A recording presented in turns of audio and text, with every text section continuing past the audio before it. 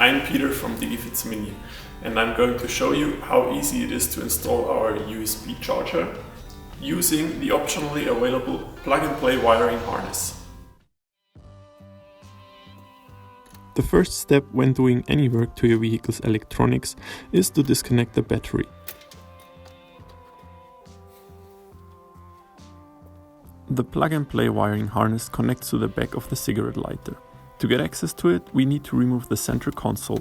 It's held in place with 3 screws, one on each side and one beneath the shift boot.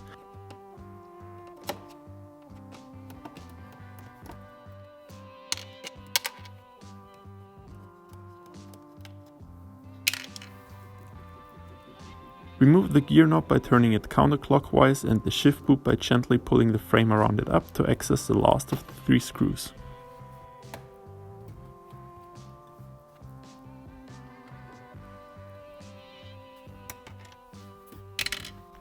With the seats moved all the way to the back and the handbrake lever up, it should be possible to pull out the center console and turn it at an angle to access the back of it.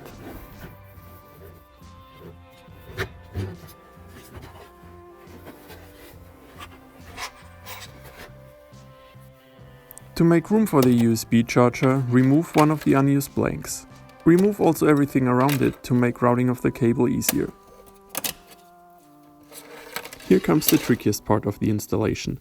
You'll need to guide the small end of the harness from the tunnel up to the dash. A missing radio and enough light really helps with this situation.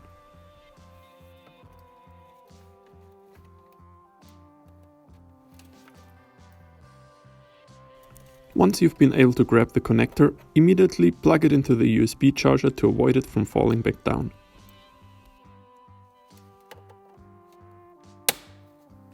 Unplug the cable from the back of the cigarette lighter and plug it into the matching end of the USB charger harness. It only goes in one way, so there's no chance of putting it in the wrong way.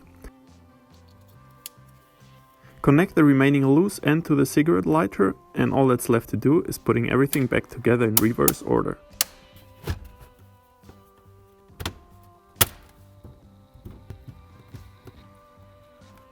Connect the battery and charge your phone in your Mk2 at blazing speed without having the ashtray open.